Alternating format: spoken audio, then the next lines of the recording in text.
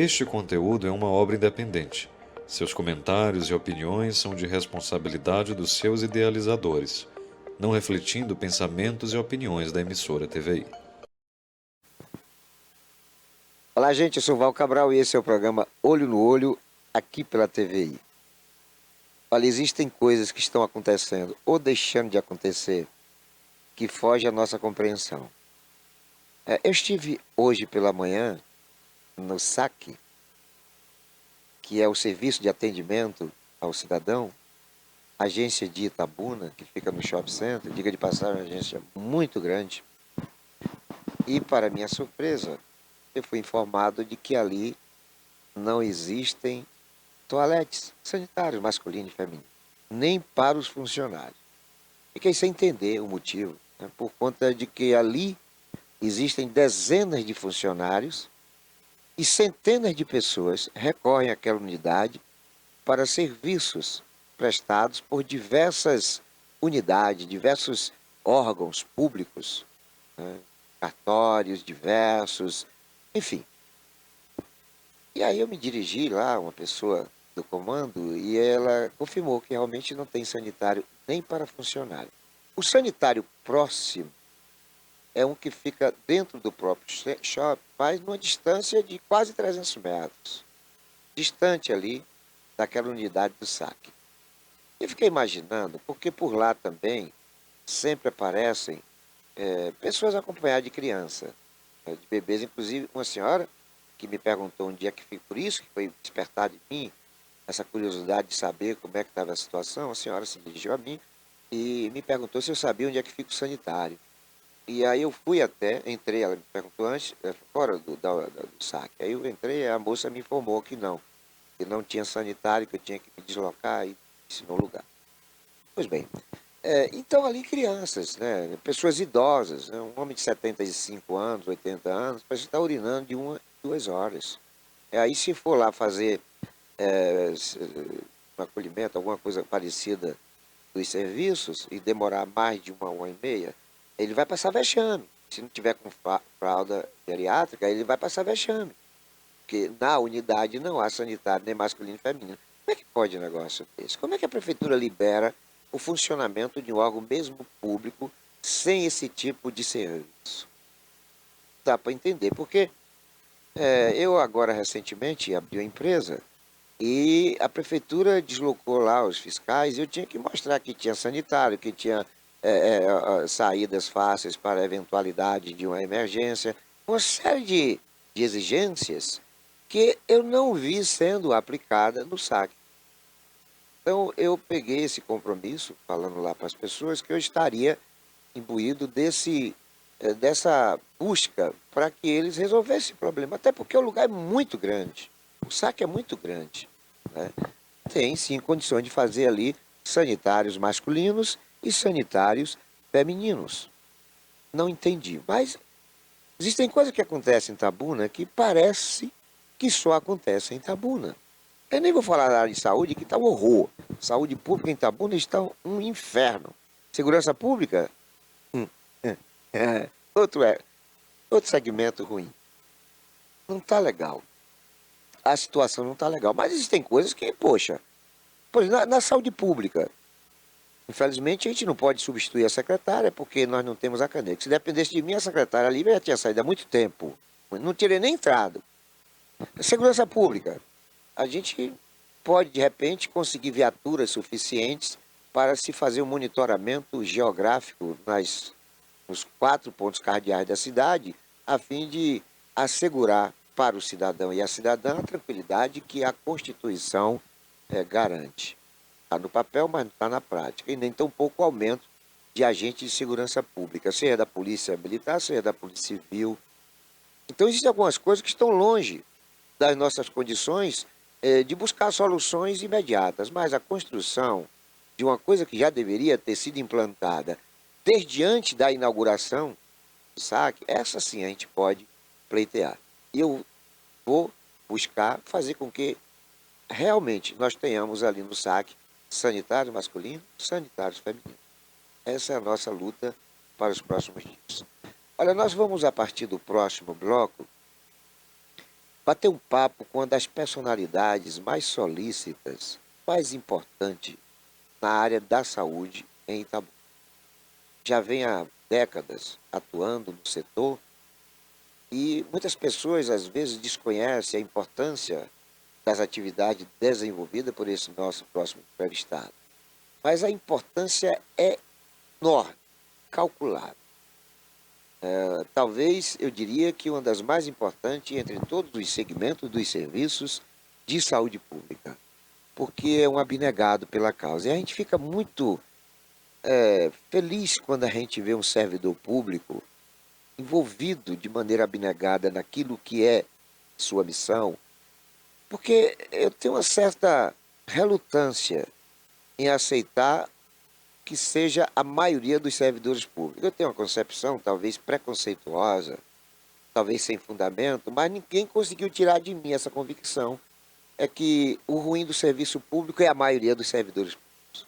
Eu já fui gestor em Itabuna 2 vezes, já fui em Ilhéus uma vez, já fui em Eunápolis uma vez, e os meus problemas não eram com o público externo, e sim com o público interno. O servidor público parece que servidor público, muitos servidores públicos parece que não tem aptidão, não tem abnegação, não tem compromisso, sabe? Não tem estofo, não tem vontade de estar trabalhando com o público e, sobretudo, não tem qualificação. E isso eu não escondo para ninguém, tanto que eu estou externando de forma pública. Tenho realmente restrições ao comportamento, à conduta da maioria dos servidores públicos. Vou dar só um exemplo aqui. Se você chegar numa unidade médica do município, do estado ou da União, pela manhã, para um atendimento, ainda que seja de emergência, você vai se deparar com, eu vou dizer, uma recepcionista, porque daí para frente também pode ser mais agravado a situação. A pessoa nem vai lhe olhar. Às vezes até está jogando baralho, jogando alguma coisa, paciência no celular, fazendo caça-palavra, nem vai lhe olhar e vai dizer para você que o médico não está. E aí você vai perguntar se a previsão dele no dia seguinte ir ao trabalho. E ela diz que não sabe, vai responder de maneira ruim. Se o cidadão insistir na pergunta, ela já vai ficar braba, ela vai fechar a cara. E se ele disser alguma coisa relacionada à realidade, ele até está tendo má vontade de atendimento, aí ela pode até chamar o segurança, dizendo que está sendo desacatada, enfim, aquele pandemônio que nós já sabemos qual é o desfecho, porque esporadicamente nós estamos lendo, vendo e assistindo distúrbios, conflitos acontecendo em recepções de hospitais, postos médicos, etc. Essa mesma pessoa, eventualmente, está trabalhando numa clínica particular no turno da tarde. Como aquele primeiro cidadão pela manhã não foi atendido no setor público, ele vai pagar a consulta, aí vai numa clínica particular. Quem vai estar lá é a mesma pessoa que estava de manhã e que nem olhou para ele, não atendeu com humanização. Então essa pessoa vai ter uma conduta vertiginosamente contrária àquele primeiro comportamento. Vai chamar ele de meu amor, de meu amigo, vai perguntar no que ela pode ajudar, vai tratar a ele como se ele fosse o patrão, porque efetivamente o público é o patrão do servidor público. Então, é a mesma pessoa com condutas distintas. Então, isso acontece. Quem está me assistindo sabe, é assim na segurança pública. Vê a abordagem no policial na periferia, quando o abordado é negro, preto, da favela. Veja como é que ele é tratado, se é igual ao tratamento que é dado para quem mora no Cidadélio, no Góes Calmon, em bairros de classe média alta. Na educação não é diferente. Veja o menino de 14 anos, que é irmão gêmeo de outro de 14 anos, ambos estudando mais um na escola privada, outro na escola pública. Veja, 4 anos depois, quem foi que evoluiu. Então, o serviço público é deficiente por conta de uma maioria de servidores que para sair 5 horas, 4 horas da tarde já está agoniado para ir embora, sabe? Que não tem responsabilidade, não tem qualificação, porque muitos deles, sobretudo no que diz respeito a cargos comissionados, são indicados por vereadores, por prefeitos, por empresários, por dirigentes partidários, vão sem compromisso. vão sem aptidão. E o desfecho disso é um serviço ruim, infelizmente. Nós vamos. Sim, aí esse cidadão que eu vou entrevistar, ele é uma das exceções. Está naquele conjunto de servidores que a gente sabe da responsabilidade, a gente sabe do compromisso, que ainda bem que existem excepcionais policiais, bons servidores públicos, exercendo a função de agente de segurança, como existem bons médicos, bons recepcionistas, é fato. E quando eles existem, nós temos que reverenciá-los, temos que aplaudi-los. E é isso que eu estou fazendo neste momento, que o nosso próximo entrevistado é Rosildo do Banco do Sangue. Então, logo depois do intervalo, a gente vai começar esse nosso olho no olho com o Rosildo do Banco do Sangue. É coisa muito rápida, é um pelar e um pecar.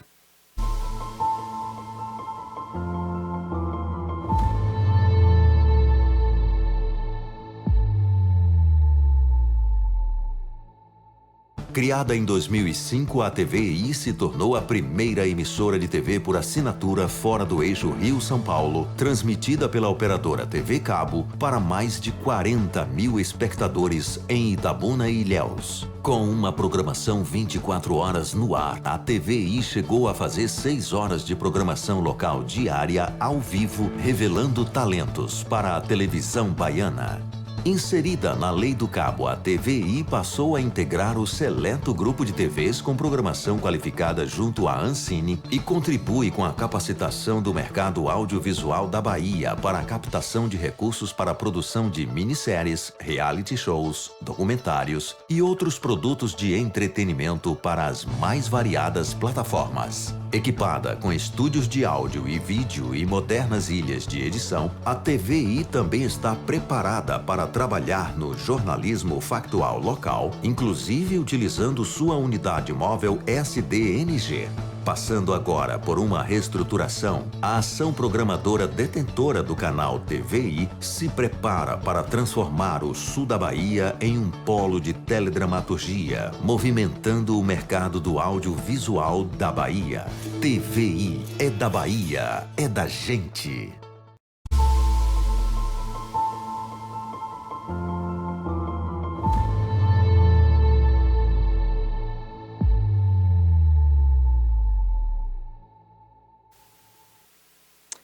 Olá, gente, sou Val Cabral e esse é o programa Olho no Olho, aqui pela TVI.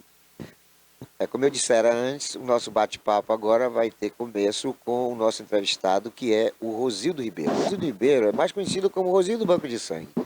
E não é à toa, há uma história de 25 anos, né, de atividades ininterruptas, onde ele sai por aí, né, cidade por cidade, porque ele não se atém somente a atividades no município de Itabuna. Sempre está viajando, e às vezes viajando para longe, viu? Teixeira de Freitas, Eunápolis, Porto Seguro, Salvador, agora mesmo ele veio recentemente de Brasília.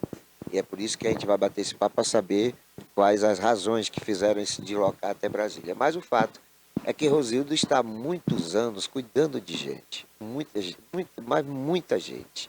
Eu diria que milhares de pessoas já foram beneficiadas pela atividade do Rosildo.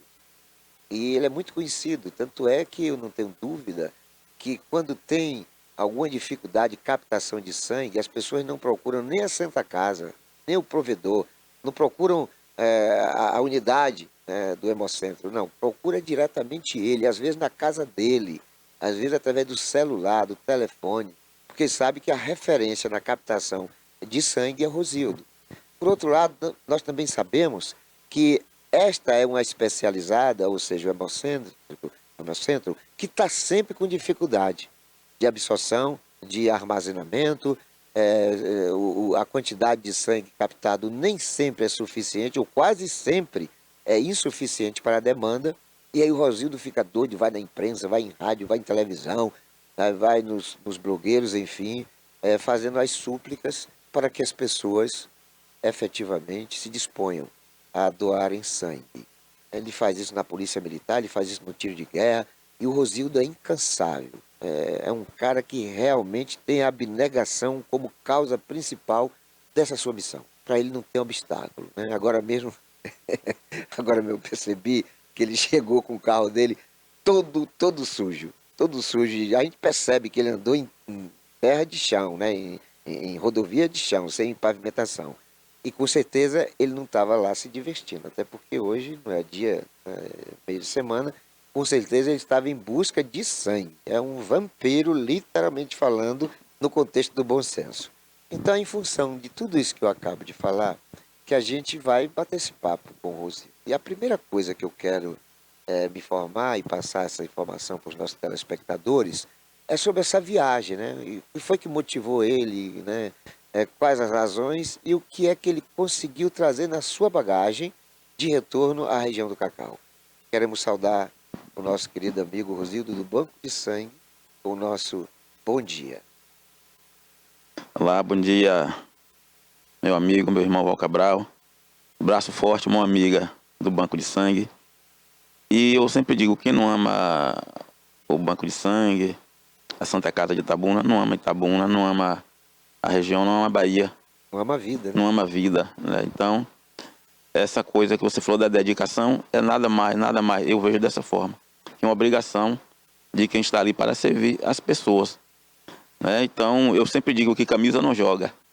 Quando você é profissional, do gol para frente, você tenta fazer o que você pode para ajudar o time a pelo menos se manter na primeira divisão, né? E eu tenho esse carinho, esse respeito também com os nossos doadores de sangue, porque eu tenho conhecimento de causa, né? Para lhe falar que a doação de sangue, ela realmente salva vidas. E quando você vê o carro sujo, como você falou, eu vou em Montuns, eu vou na Roça do Povo, eu vou em Itamaracá, aonde tiver um só pé de pessoa que porque eu enxerga ali um potencial candidato à doação de sangue, lá estarei presente. É isso aí. Então, Brasília. Você chegou recentemente de Brasília. E pelo que eu soube, você fez uma peregrinação, né, buscando ali uma mineração de situações que poderiam contribuir para que as Santa Casas, né, Ilhéus de Itabuna possuem essas unidades, pudessem ter, e você não trabalha só para Itabuna, nessa captação de sangue, o que foi que efetivamente a região sul da Bahia pôde ter de vantagem nessa sua viagem? Então, hoje você sabe que nós temos duas datas comemorativas com relação ao doador de sangue. Nós temos o dia 14 de junho, que está se aproximando agora, que é comemorado o Dia Internacional do Doador de Sangue, e temos o dia 25 de novembro, que é comemorado o Dia Nacional. E recentemente nós aprovamos uma lei lá em Piauí, e lá já tem o Dia Municipal do Doador de Sangue. E aí eu vou estar buscando também essa data estadual, a comemoração do Dia Estadual do Doador de Sangue. Também tive em Salvador na Assembleia Legislativa. E nós vamos estar também aqui implantando em Itabuna o Dia Municipal do Doador de Sangue. Mas fui a Brasília também para tentar captar recursos, para que nós possamos modernizar ali o banco de sangue, aquela estrutura física do banco de sangue, e também para ajudar a Santa Casa de Ilhéus, que a Santa Casa de Ilhéus também, assim igual a Santa Casa de Itabuna, é uma Santa Casa centenária e que está passando por dificuldades terríveis e prestes a fechar as portas em função de débitos encontrados pela nova provedoria que assumiu recentemente. E lá tem um banco de sangue também, e nós também, às vezes, nos deparamos com dificuldades de hemocomponentes e recorremos a Ilhéus. Várias vezes, e também Ilhéus recorre à Santa Casa de Itabuna, então não vejo por que não ajudar, né? Não ajudar a Santa Casa de Ilhéus. Então, por isso, fui a Brasília nesse sentido, nesse intuito de salvarmos a Santa Casa de Ilhéus. Uma vez em Brasília, quais foram os deputados que você visitou e qual foi a receptividade? Saiu de lá assim com esperança de que o resultado foi proveitoso nessa viagem? Sim, eu visitei parte da bancada baiana. Tive com a Lídice da Mata, que ela é a líder da bancada baiana lá na Câmara dos Deputados. Tive com o deputado Jorge Sola, que nos recebeu muito bem, né? Inclusive disponibilizando uma centrífuga lá para o Banco de Sangue de Ilhéus.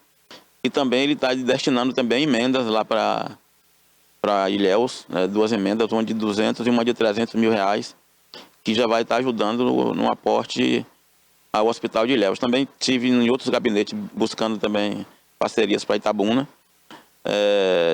Tive em torno de uns 8 deputados, porque também já foi final de semana próximo ao feriado, muitos deputados debandam para suas bases. Mas assim, num contexto final, a viagem foi boa. Eu tive também no gabinete do senador Otto Alencar, que vai estar nos ajudando, do próprio Carleto, né? Neto Carleto, que não estava lá, mas também ele está disponibilizando recursos para a Santa Casa de Itabuna, me fui informado. A deputada Rogéria também está disponibilizando emendas também, tanto para a Santa Casa de Itabuna, tanto para a de Ilhéus.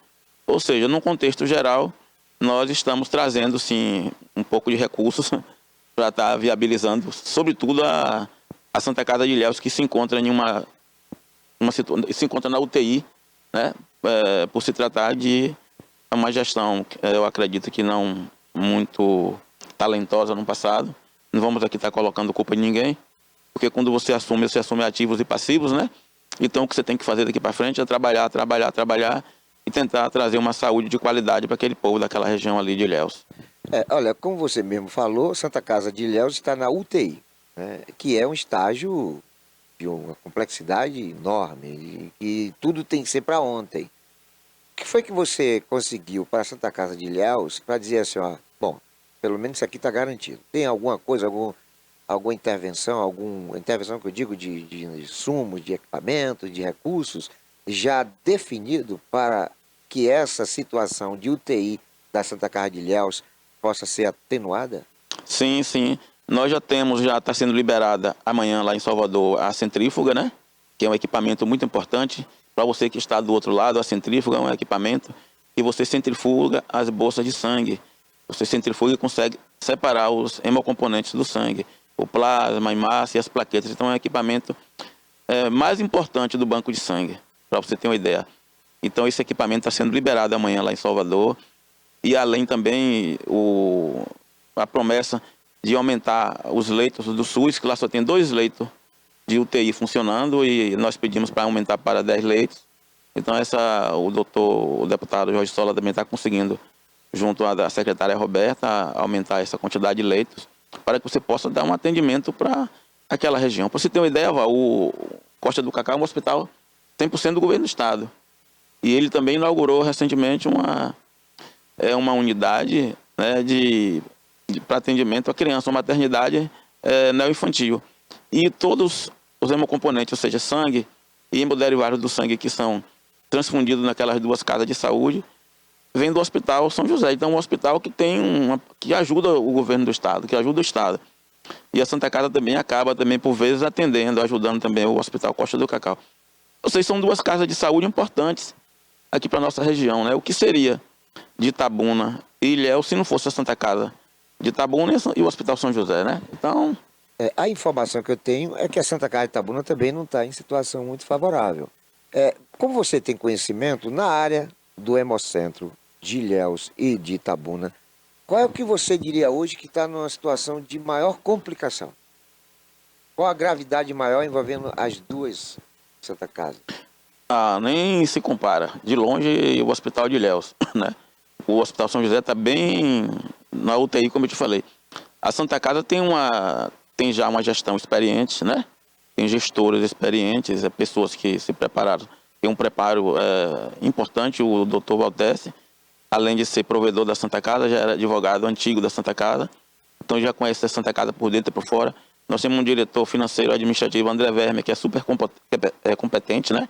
É um cara que conhece muito da área de saúde. Temos um vice-provedor, que é o Peter, que ele é bastante envolvido diretamente na gestão da Santa Casa. E nós temos um jovem, né, diretor financeiro também, que é o Hamilton, que eles têm um relacionamento muito intenso com relação à administração. Para você ter uma ideia, eles estão agora em uma feira de saúde lá em São Paulo, eles estão sempre buscando curso para estar aprendendo, para estar se aperfeiçoando, para que leve, de fato, um atendimento de qualidade para a população. E em Ilhéus não tem essa gestão ainda, né? Você tem que ter uma gestão. Não se faz saúde sem gestão, sem você ter pessoas qualificadas para que você possa gerir, de fato, um hospital.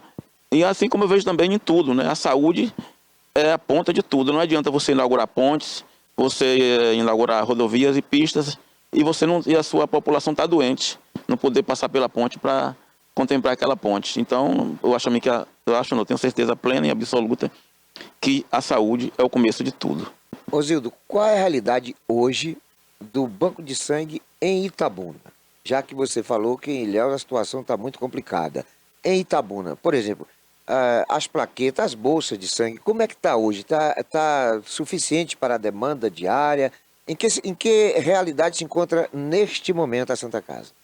Então, nosso banco de sangue, como você acabou de falar, eu viajo que o entorno de Itabuna, todos os municípios do entorno, implantei aquele projeto que é o Caravana Itinerante pela Vida, para trasladar doadores até Itabuna, para que você possa colher o sangue aqui em Itabuna. Mas mesmo assim nós ainda nos encontramos em situação difícil. Para você ter uma ideia, hoje nós estamos precisando muito de colher sangue O negativo.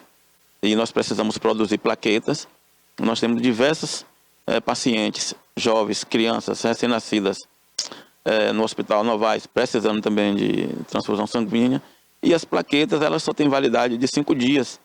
Então, por isso, nós precisamos colher sangue todos os dias para que nós possamos estar produzindo plaquetas para estar disponibilizando, Val, não tão somente só para os 3 hospitais da Santa Casa, né, para você ter uma ideia, a Santa Casa de Itabuna é a maior Santa Casa do Norte e Nordeste. Nós também atendemos o hospital de base, né, que o hospital de base é um hospital portas abertas e são em torno de 400 a 450 bolsas de sangue mensalmente transfundidas ali no hospital de base. Isso acaba impactando, né, diretamente no nosso fluxo e na nossa reserva técnica, para que nós tenhamos um estoque técnico que o próprio Ministério da Saúde diz que é em torno de 350 bolsas de sangue semanal, e aí você vai chegar em torno de 1.400, 1.200, 1.300 unidades de sangue mensalmente. E esse estoque hoje, qual é o quantitativo? Hoje nós temos um estoque, no final de semana se aproximando, até um estoque que eu digamos assim, que estamos no vermelho, ou seja, é um estoque não seguro. Então eu quero aqui aproveitar a enorme audiência e repercussão do seu programa, do seu horário aqui da TVI, Olho no Olho, para fazer um apelo àquelas pessoas de bom coração. Eu sei que nós temos, né, em nossa região, muitas pessoas benevolentes, solidárias, que possam estar indo ao banco de sangue. Rapidinho, como você fala, é um pé lá, outro cá. Chega lá, ser atendido com o nosso pessoal, né, um povo que você falou que atende bem, que está lá para atender bem a população. O doador de sangue vai lá para nos ajudar a salvar vidas e também a pagar os nossos salários. Então nós temos que nada mais, nada menos que atendê-los bem, com sorriso, e que ele volte sempre, né? Que não vá só aquela vez. Porque o doador de sangue, ele é tão bom, Val, que ele vai lá doar o sangue e ele vai embora como se nada tivesse acontecido. Mas para aquela pessoa que recebeu aquela doação de sangue, ela é grata pelo resto da vida. É isso, a diferença é muito grande, né? Agora, também tem um detalhe que a gente tem que fazer as pessoas terem consciência, é que doar sangue não é só uma questão de salvar a vida, é de se preservar em função de que são possíveis problemas que ele tenha tido ou esteja tendo. Esses problemas são detectados através, porque o exame tem todo o sangue passa por exame de diversas situações. E aí, ele está cuidando dele, porque ele está renovando o sangue. Sim. E vai ter um diagnóstico que vai mostrar para ele como é que está a situação da saúde dele. Então, ele vai para salvar pessoas e acaba sendo salvas pelo esse conhecimento prévio de supostas situações que possam estar no futuro incomodando ele, dificultando, inclusive levando a óbito. Não é isso? Com certeza, você tocou em um assunto aí primordial, porque acontece muito, né, do doador ir lá preocupado em salvar uma vida e ele descobre que ele também está precisando ser salvo. E aí o banco de sangue ele já encaminha esse doador para um setor onde ele possa estar buscando atendimento à sua saúde. Porque na maioria das vezes, você falou, o sangue ele é triado, né? E ali faz toda aquela bateria de exame, chagas, malária, HIV, sífilis, hepatite. E nenhuma dessas aí, volta e meia, sempre acontece que algum candidato à doação possa estar assim precisando e ele é encaminhado a ir lá para o Serpate, quando é o caso. Você, inclusive, já foi coordenador, né? E geralmente, então, é muito importante a pessoa ir doar sangue. Muitas vezes as doenças do sangue são doenças silenciosas. Você vê que a hepatite, por exemplo, é uma doença silenciosa que o paciente só se torna paciente quando ele já está em um estágio bem avançado, né? Que já está com uma cirrose hepática. Então, é importante sim a pessoa doar sangue, porque o sangue é triado e faz toda essa bateria de exame que você acabou de citar aí. A outra importância é o fato de que, se ele tem um tipo de sangue, o banco de sangue absorve, colhe aquele sangue que não precisa, por exemplo, vai precisar de sangue tipo tal. Não, não são somente os doadores daquele tipo de sangue que podem doar.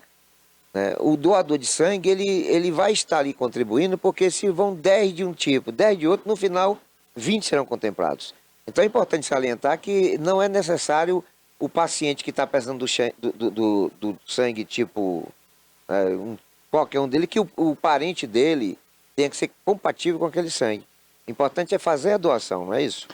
Sim, é importante fazer a doação, porque se tem o sangue, existe o receptor daquele sangue, né? Sim, sim. Então é importante, como eu falei agora do O negativo, o O negativo por se tratar de um transfusor universal. Ele doa para todos os tipos, para todos os grupos, porém ele só recebe única e exclusivamente o dele. Então nesse caso aí existe esse agravante. O outro é o O positivo. O O positivo doa para todos os positivos, mas só recebe o O positivo e o O negativo, porque o O negativo é supremo a todos. Então é importante que todas as pessoas de qualquer grupo sanguíneo que vá doar o sangue, porque o sangue O negativo ele é transfundido naquele momento emergencial, mas mais para frente a gente vamos transfundir o quê? O sangue apropriado, se é O positivo, se é O negativo, se é AB positivo, se é A negativo, ou seja, é importante que todas as pessoas doem sangue independente do seu grupo, porque se tem você aí como doador, evidentemente que tem alguém lá no hospital esperando por você. E que esse doador um dia pode também ser uma pessoa precisada, Sim. desse tipo de Sim, doação. Ô, Rosildo, a gente também sabe que existem algumas leis específicas para quem doa sangue. Ou seja, além do benefício de salvar vidas, me parece que existem aí alguns benefícios. Você sabe citar aí quais seriam esses benefícios para o doador de sangue? O que falta, tem várias leis, aí o que falta é que essas leis sejam implementadas, né?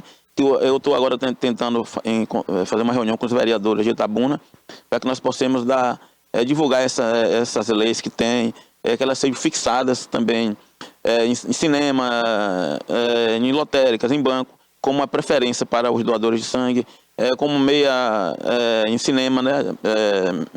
Meio valor, no caso 50%, em cinemas. Nós também estamos buscando também convênio com as farmácias para que os doadores de sangue tenham descontos. E tudo isso, tem muitas leis, Val, aí que o Senado aprovou com relação a isso aí. Por exemplo, em cinema, o doador de sangue ele paga a metade. Eu também estou tentando buscar aí, agora tem que ser local, leis para que o doador de sangue pague meia passagem.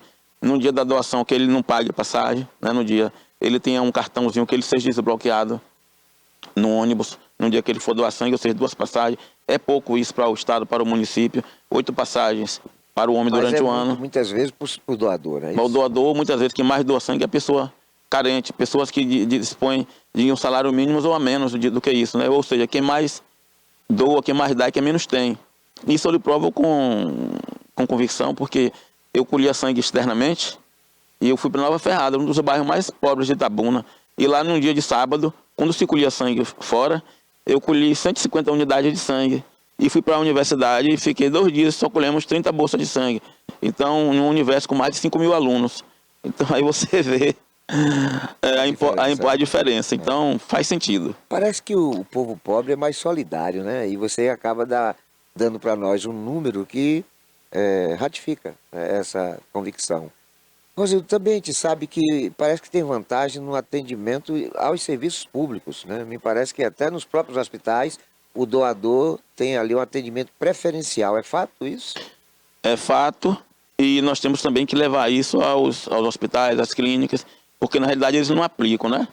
Eles não aplicam, a lei não é aplicada com relação a isso aí. Então, como eu falei, são muitas coisas que nós temos que estar buscando, e aí buscando mais parceria com deputados, senadores, os deputados estaduais, para que criem mais acesso, mais leis que venham a beneficiar os doadores de sangue, porque na realidade o doador de sangue, ele não quer nada disso, né? Ele vai lá, ele só quer salvar vidas. Mas o dia que ele precisa ser salvo também, eu acho que tem que ter uma compensação, um respeito com o doador de sangue, que falta e muito, né? O doador de sangue, ele na realidade, ele não é valorizado. Essa é a visão que eu tenho. Seu Rosildo, você vindo de Brasília, né, já falou aí alguns benefícios trazidos. E em relação aos deputados estaduais, nós temos aqui alguns deputados na região sul. Você já manteve contato com eles? O que é que a Santa Casa de Ilhéus, Santa Casa de Itabuna, podem conseguir de benefícios através da Assembleia Legislativa da Bahia? Sim, tive com alguns deputados, posso até citar alguns nomes, né? Fica à vontade. Tive com a deputada Soane, que de fato ela abraçou a causa também de vir, convidei para ela vir fazer uma visita, né, na Santa Casa de Itabuna. Ela, como ela conhece bem a Santa Casa de Ilhéus, ela me falou que no ano passado ela disponibilizou mais de 1.200.000, 1.300.000 para a Santa Casa de Ilhéus na gestão anterior, e que ela agora também vai estar nos ajudando, tanto em Itabuna, Ilhéus. Estive também com o deputado Arimateia, que ele também ficou de vir à Santa Casa de Itabuna e de Ilhéus para estar ajudando. Foi isso que eu tive com mais, assim, que eu senti mais firmeza. Tipo Mas assim, Rosenberg Pinto, Rosenberg, Pancadinha, Pedro Tavares, que são deputados da região. nós tivemos com assessoria de Rosenberg, que ficou também de agendar um momento para estar vindo à Santa Casa, porque é importante esses deputados, eles virem para eles conhecer a realidade, né? Conhecer a realidade, não adianta só você estar falando com eles, é importante que eles venham, porque na época da eleição eles não saem da região. É verdade. Eles estão todos aqui, então, por que não vir na Santa Casa? Eu também falei lá em Brasília com o deputado Arthur Maia, que ele falou comigo, você tem que procurar os deputados que foram votados em Ilhéus. Eu falei, o senhor teve 1.307 votos em Ilhéus, você acha pouco, né? Para colocar recurso lá. Tive também com o Paulo Magalhães, pedi a ele para ajudar também a Santa Casa de Ilhéus, que ele já ajuda muito, eu tenho ajudado muito Itabuna, né? O deputado bastante atuante nesse sentido. E ele ficou meio resiliente. Eu falei, o senhor foi mais votado lá em Ilhéus, né? Teve 3.000 e fração de votos lá em Ilhéus, então o senhor tem que ajudar a Santa Casa. Então todos aqueles que tiveram votos em Ilhéus e que têm voto em Itabuna, nós estamos procurando para que eles venham nada mais ou nada menos do que justo Retribuir. retribuir o voto que o povo de Itabuna e de Ilhéus deram para eles. Ninguém está pedindo nada para eles. É isso. Né? Ô Rosildo, você falou aí do Congresso Nacional, da Assembleia Legislativa, mas nós sabemos que tanto Ilhéus quanto Itabuna têm câmaras municipais, cada uma com 21 integrantes. O que é que esses vereadores têm ajudado? Itabuna está contando com a Câmara Municipal em algum benefício? Os vereadores têm participado, têm ido fazer visita, têm contribuído com a Santa Casa, com o Banco de Sangue. O que é que você teria para dizer a respeito dos vereadores de Itabuna e de Ilhéus, sobretudo? Então, de Ilhéus, nós estamos trabalhando lá com Adilson José, que é um amigo nosso, inclusive foi vereador em Itabuna. Eu tenho um grande acesso a ele. Nós estamos trabalhando essa logística com os vereadores de Ilhéus para marcar uma plenária, né, para tratar do assunto Ilhéus. E Itabuna, eu tenho um relacionamento muito bom com os vereadores, mas o que está mais à frente, que está mais ligado no momento é Denilton. Denilton Nunes. Denilton Santos. Denilton, ele está nos ajudando bastante, inclusive captando recursos com a deputada Rogéria também para Santa Casa. E para o Banco de Sangue também, nós estamos trabalhando já também, viabilizando essa ajuda também através dele, para que nós possamos chegar aos demais outros vereadores. Então, aqui em Itabuna, dos 20 vereadores, você pode afirmar aqui que somente Denilton Santos é que tem se envolvido na causa do Banco de Sangue. Só até então ele. Só ele. Rosildo, a gente vê também que muitas vezes quando acontecem acidentes, nós estamos cortados por 2 rodovias, na verdade por mais de 2, porque a 116, quando tem acidente por lá, alguns pacientes são deslocados para Itabuna. Existem, tipo assim, um plano de emergência na eventualidade de um acidente com dezenas de pessoas precisando de sangue? Tem lá no contexto da organização do Banco de Sangue algum projeto, algum plano, algum planejamento, alguma organização para esse tipo de emergência? Ou a coisa é muito tipo assim, se surgir a gente resolve, muito tipo levando com a barriga as coisas? Não, nós temos esse plano, né?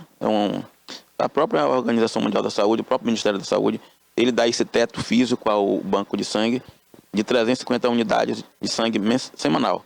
Nós temos que captar e colher em torno de 350 bolsas de sangue por semana, justamente em função disso. Nós temos empresa de ônibus, nós temos um aeroporto aqui vizinho. Então nós temos chamado estoque técnico, né? Reserva técnica para estar atendendo essa demanda.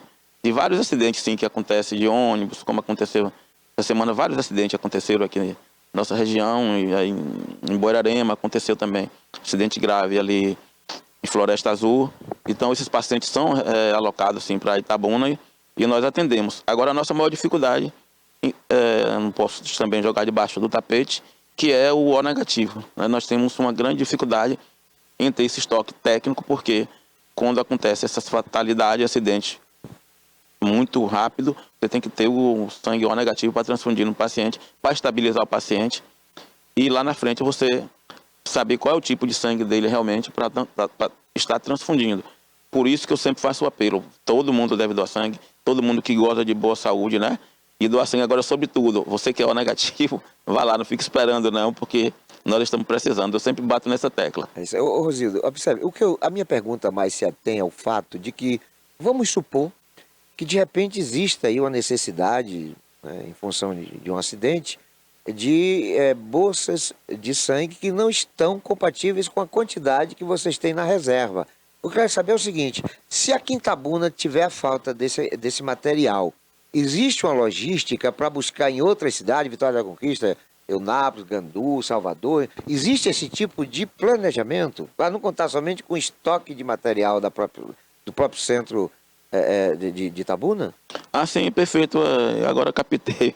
Existe sim, nós temos aí um relacionamento muito bom com Eunápolis. Inclusive, eu trabalhei na implantação do Hemocentro, né? De Eunápolis. Quando eu passo lá, eu fico muito feliz de olhar aquela estrutura. Que é o Hemocentro Regional. Nós temos uma logística, sim, de estar buscando socorro em Ilhéus, Eunápolis, Jiquié, a própria Conquista. E são hospitais que geralmente nós que atendemos, nós que mandamos, né? Mas acontece também de precisar e se vier a acontecer, nós temos essa logística, sim. Nesses seus 25 anos de banco de sangue, já teve alguma situação de perder paciente por não ter, naquele momento, a disponibilização do sangue compatível com ele? Ou, graças a Deus, não houve esse Não, acidente? graças a Deus, nunca houve. Com a era Rosildo, e acredito também que num passado recente lá para trás, acredito que também não. Mas se você for contar 25 anos, são 2 décadas e meias, né? Isso. Agora já aconteceu, e acontece muita gente lá em casa. Já foi de madrugada, bater na porta, na época da Covid mesmo. Na época da Covid foi um momento mais difícil que nós vivenciamos. E nós tivemos também naquela epidemia de dengue, né? Que uma senhora, isso aí eu sempre me lembro, que chegou lá na minha casa às 4 da manhã. Não sei como ela acertou lá no Santo Inês. E que a filhinha dela estava com dengue hemorrágica, estava sangrando. E aí eu orientei, disse para ela para ter paciência que ia resolver. Mas ela não saiu de lá enquanto eu não liguei para o hospital. Acabei indo para o hospital com ela de madrugada, lá para o Hospital Novaes. E aí Marivaldo estava em plantão, aí eu falei com o Marivaldo, e aí me ajude aí, socorra. Aí tinha um paciente lá de 100 quilos, 90 quilos mais ou menos, e você se utiliza você transfunde uma unidade de plaqueta para cada 10 quilos de peso. Aí eu falei, sim, mas consiga uma desse paciente aí, porque até transfundir 10 bolsas nele, vocês já liberaram mais plaquetas, né? E aí que foi que ele conseguiu e salvou a vida da pequena. E encontrei essa pequena uns 8 anos depois lá no hospital de base, e a mãe dela me chamou e começou a chorar as duas. E aí eu acabei também, né? Entrei num bolo e acabei chorando também, mas já passamos por muita coisa, de encontrar pessoas aí, pacientes cardiopatas, que nós conseguimos salvar a vida deles, que não falo eu, né? Foi nós, nossa equipe, e Deus que ele abraça e me fala, olha, estou vivo, graças a você. Fala, não, graças a mim não, você está vivo graças aos doadores de sangue. Eu não fiz nada mais, nada menos do que o que eu deveria fazer, né? Eu cumpro com a minha obrigação, não fiz mais do que a minha obrigação. Já teve, assim, nessa sua experiência de 25 anos de banco de sangue, alguma situação que você se sentiu impotente, sabe? Ou seja, você falou que o paciente não morreu, né, nesse período. Mas teve situação assim de você achar que a coisa emperrou por conta do sistema, por conta de dificuldade logística? Você já teve nesse período seu situações de se desesperar? Muitas vezes, muitas e muitas, porque, por exemplo, até hoje acontece, você precisar ali buscar uns doadores de sangue, ali em Bicaraí, em Itapé, e você olhar para um lado e para o outro, você não ter um suporte, um veículo para estar buscando doadores de sangue, né? Eu já passei muita dificuldade, com todas as gestões que já passaram por aí, mas eu tive um parceiro bom, um prefeito bom, pelo menos para o banco de sangue foi bom. O Azevedo, o Vani, né? Hoje nós temos uma subsecretária que eu tenho uma ligação forte com ela, que é a Lânia, a própria secretária. Eu sempre peço ajuda a elas para buscar doadores quando eu recorro. Às vezes não tem veículo, mas posso falar aqui também de uns parceiros que têm me ajudado. Óbvio. Eu tenho a Águia Branca, o Marcos Oliveira, que eles me ajudam bastante. Ele me dá ônibus para me buscar doadores aqui na região, em Bicaraí, Itapé, Floresta. A Rota Transporte também tem sido um aliado forte. Assim, esse tempo que nós estamos no Banco de Sangue, nós acabamos criando vínculos, né, com algumas empresas ou empresários que eles sentem a nossa dificuldade. E eu tenho buscado, batido na porta dessas pessoas, me ajude a ajudar a salvar vidas, né? Nossa conversa, nosso lema é esse. Mas, no contexto final, até hoje eu me encontro fragilizado, porque eu acho que nós merecemos muito mais, né? Eu busco para um futuro próximo, Val, a gente ter um ônibus, para o próprio banco de sangue, para estar buscando doadores de sangue na região, né? Um ônibus para que nós possamos estar fazendo esse translado, né? Um ônibus fixo no banco de sangue para que nós possamos estar buscando os doadores de sangue dentro da própria cidade de Itabuna para facilitar o acesso dos doadores. Eu tenho certeza plena que antes de me aposentar, eu quero deixar um ônibus lá para estar buscando os doadores, pelo menos aqui dentro da cidade, para estar evitando, estar pegando pistas, rodovias, né? Para evitar também acidentes. Mas esse ônibus seria adaptado para não, para buscar o próprio doador, para trazer o doador do seu bairro até a unidade, porque você vai ter um ônibus transporte do doador de sangue, né? Aí eu vou agendar nas associações de moradores com as unidades de saúde, dia D daquela cidade, daquela comunidade. Por exemplo, você tem 10 pessoas lá no concessão, vai buscar e você fala, Rodrigo, tal hora você vai passar lá na minha casa que eles vão estar lá os 10. O ônibus vai passar ali e pegar aquele pessoal seu ali e levar até o banco de sangue. Porque é importante você colher o sangue na própria unidade, porque você acaba aproveitando todos os elementos do sangue, né? Sobretudo as plaquetas, que para hoje você produzir plaquetas, é importante você colher na própria unidade o sangue. Positivo. Bom, você citou aí que a Rota e a Águia Branca são parceiras, né, para justamente facilitar essa acessibilidade do paciente ao banco de sangue para doação. Mas, assim, eu vejo sempre no noticiário aí de que quando vocês estão precisando muito, assim, naquele desespero de captação de sangue, vocês recorrem a, tipo assim, tiro de guerra, polícia militar. Existem outros parceiros para as eventualidades de emergência na doação? Existe. Eu quero aproveitar aqui, Val, e mandar um abraço lá para o prefeito lá de Camaquã, que é o Paulo do Gás. Ele manteve aquele projeto nosso, que é a Caravana Itinerante pela Vida, que era mantido pelo outro prefeito, o anterior, o Oziel, que ele disponibiliza 2, 3 ônibus. A quantidade de doadores que tiver, ele libera ônibus, né? Então, hoje é o maior aliado que nós temos aqui com relação à liberação de ônibus de prefeitos. Camaquã. Nós temos esse... Mas aí ele ajuda bastante. Pacientes, vamos colocar que venham 20 pacientes, né? Qual a logística? Porque os pacientes vão chegar aqui, não deve ser um procedimento de curto prazo em função da quantidade. Há uma logística, por exemplo, o próprio Banco de Sangue, a Santa Casa, disponibiliza lanche para esse pessoal? Sim. Como é que funciona? Nas caravanas, as pessoas que coordenam a caravana lá, né, como também aqui mandar um abraço para a prefeita lá de Larissa, de Piauí também, que é outra parceira que disponibiliza também ônibus. Eu até entreguei um certificado a ela de amiga do Banco de Sangue. Ela sancionou a lei lá, criando o Dia Municipal do Doador de Sangue. E nós temos lá o Alenilton. Eles vêm, tem um lanche no ônibus, tem um cafezão lá quando eles saem, logo da garagem. E eles vêm lanchando também no ônibus. E quando chega no Banco de Sangue, o Banco de Sangue oferta outro lanche para eles. Não pode se doar, colher sangue em jejum, né? Então, com relação a essa logística que nós temos, e é uma diversão, né? Porque eles... Acaba sendo uma excursão. Acaba sendo aí... Uma santa excursão. Aí eles descem quando doam. Vai dar tempo, eu vou na Cinquentenário, eu vou no shopping e tal. E aí eles doam. É útil e agradável. Sim, mas isso é um projeto que eu criei, a Caravana Itinerante pela Vida. Nós temos em Bicaraí, nós temos Jussari, Camaquã, Buerarema. Agora falta umas cidades aqui próximas que não tenham contribuído. Por exemplo, Itapé mesmo não tem nos ajudado assim com caravana. Buerarema foi onde nós praticamente lançamos esse projeto. Também não tem chegado tão presente o atual prefeito, não tem amigo nosso. Porque também, na realidade, todo mundo assumiu recentemente, né? Sim. E aí eu tenho que começar do zero. eu tenho que visitar todos os municípios de novo para estar editando com eles esse projeto da caravana itinerante pela vida. Mas não encontro tantas dificuldades, não. Os prefeitos aqui do entorno, eles têm ajudado, porque eles sabem que os pacientes deles, eu fiz uma reunião lá no final do ano passado com os prefeitos, e eu falei para eles que a maior felicidade dos prefeitos é quando eles compram uma ambulância, né? Um ônibus para eles entupir de pacientes e mandar para Itabuna. Aí eles soltam ter fogos quando compram uma ambulância. E manda aqui, resolva aí. Eu falo, mas mande pelo menos um doador. Se cada um desses prefeitos, Val, mandasse apenas um doador de cada município por dia, resolveria o problema, né? A gente sabe também que Itabuna é uma cidade ponto convergente de pacientes de todas as enfermidades possíveis. Mas você teria hoje como definir assim, quais são as cidades que mais têm sido servida com a transfusão de sangue, mais pacientes recebendo em vez do ano, recebendo sangue? Camaquã vem aí em primeiro lugar, depois vem Iguaí, Ibicuí, agora a própria Itapé, o pessoal utiliza bastante.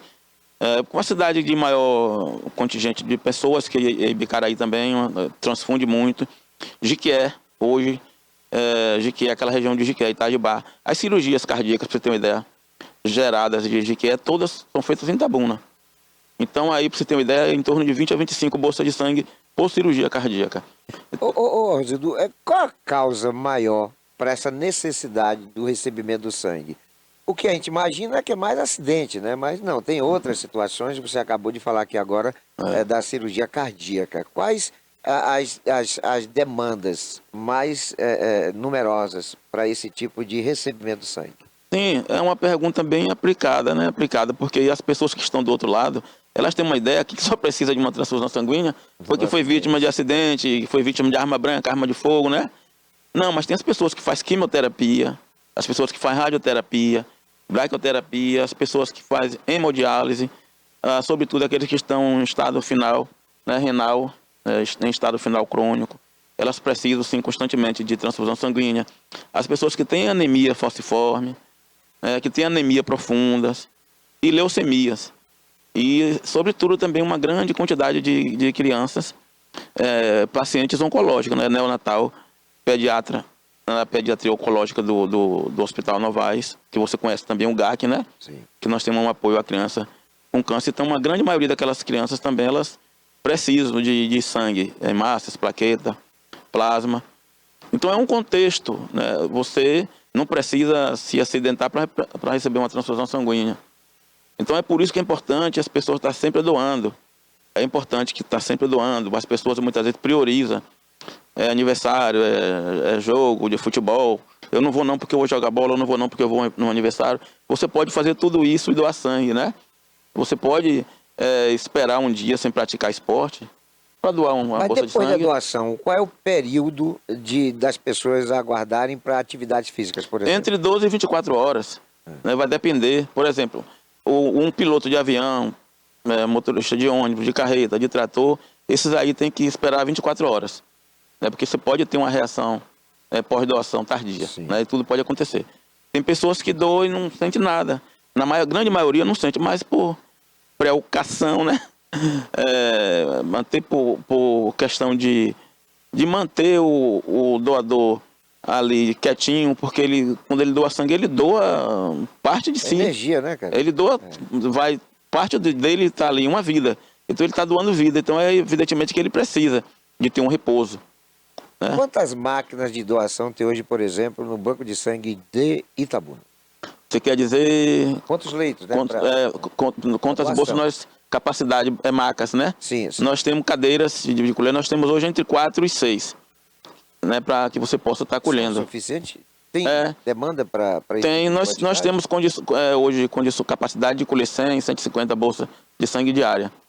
Você colhe ali 4 bolsas simultaneamente, entre 4 e 6. Quanto tempo o doador passa entre sentar na cadeira ou na maca ou no leito para fazer a doação e sair? Qual é o tempo? Quando ele senta lá ou quando ele chega no banco de sangue? Quando ele senta, que chegada... Porque ele vai passar por todo o trâmite, né? Sim, ele vai fazer um cadastro, depois ele vai fazer um exame de anemia, depois ele passa na triagem clínica, Se ele tiver em jejum, ele vai lanchar. Aí quando ele senta na cadeira, quando ele é pulsionado, ele vai gerar em torno entre 7 e 11 minutos. Ah, é rápido. É. E quem é que não pode doar sangue? Cardiopata, pessoas que teve ou tem câncer, mulheres grávidas ou que estão lactantes ou que estão amamentando, pessoas que fez tatuagem recentemente. Era 1 ano a tatuagem, mas se ele fez em um estúdio, né, que ele que tenha liberação, que tenha alvará sanitário, se ele comprovar 6 meses a doação para tatuado. Você vê que a tatuagem não é uma coisa boa, né? Porque você fica entre 6 e 12 meses para doar sangue. Mas pessoas que teve tuberculose, por exemplo, não pode doar, são os inaptos, porque nós temos o inapto temporário e os inaptos definitivos, né? Entre o definitivo, são pessoas que têm DSTs. A hepatite, é bom aqui falar, para quem contraiu a hepatite até os 10 anos de idade, essa pessoa pode doar sangue. Aí se ele contraiu após os 10 anos, aí que ele não pode mais, né? Porque ele fica com anticorpos. Então, nesse caso aí, uma grande maioria da população contraiu a hepatite quando criança. Então, essa maioria, ela pode sim doar sangue. Eu encontro muitos aí, falam, eu não posso doar sangue não porque eu tive hepatite. Quantos anos você tinha? Você teve? Ah, eu tinha 8. Ah, você pode, sem nenhum problema. O álibi não cola, né? Não cola. Ô, Rosildo, é sempre muito bom bater um papo com você, não é a primeira e com certeza não será a última oportunidade que a gente tem para travar essa conversa. Eu quero ressaltar que eu tenho assim, uma admiração muito profunda por você, conheço você já acho que há mais de 30 anos, embora você só tenha 25 anos de vampiro, de buscador de sangue. Mas você sempre foi uma pessoa muito generosa, muito, sabe, abnegada naquilo que faz. Eu sempre vi você como uma pessoa preocupada com essa situação dramática, né? Porque só sabe da importância do seu serviço quem precisa dele. Né? Isso, às vezes a gente tem o gari na nossa rua limpando, a gente não sabe dimensionar o quanto é imprescindível aquele trabalho. E as pessoas passam invisíveis, seja o policial, seja o motorista de táxi, a gente não dá importância, porque alguma coisa lá do subconsciente, essas pessoas acabam estando como servidores que estão ali tendo que servir, quando na verdade nós sabemos que são anjos colocados, né, a nosso favor. E você é um desses anjos aqui em Itabuna. Portanto, parabéns por tudo que você tem desenvolvido e pelas aquelas coisas que eu ainda sei que vão sair da sua atividade muito, muito de ativista da causa. Obrigado. Eu que agradeço. Conheci você em 88. Nós nos conhecemos em 88 no Movimento Jovem. Lutamos pelas diretas já. Sim. Né, apoiamos o doutor Ulisses. Isso. E depois me tornei presidente do Santander em 1990. Você me ajudou. Tinha um projeto de lançar você candidato a prefeito. É verdade. A gente até lançamos um Veval. Mas estamos juntos aqui até hoje, lutando para ajudar a nossa região, nossa querida Itabuna, né? Eu que não sou itabunense, mas já fui adotado como itabunense. E vampiro, né? É vampiro, outros chamam de chupa-sangue, outros de morcego. Mas eu faço Importante tudo. É a causa, né? Importante a causa que nós abraçamos. Já ajudamos a salvar milhares de vidas, né? São mais de 300 mil. E vamos continuar aí seguindo firme e forte. É isso aí. Que Deus abençoe a todos. Obrigado, Rosildo. E obrigado também a vocês que estão sempre nos prestigiando com audiência. Fiquem todos com Deus. E não se esqueçam jamais de que Jesus é o caminho, a verdade e a vida.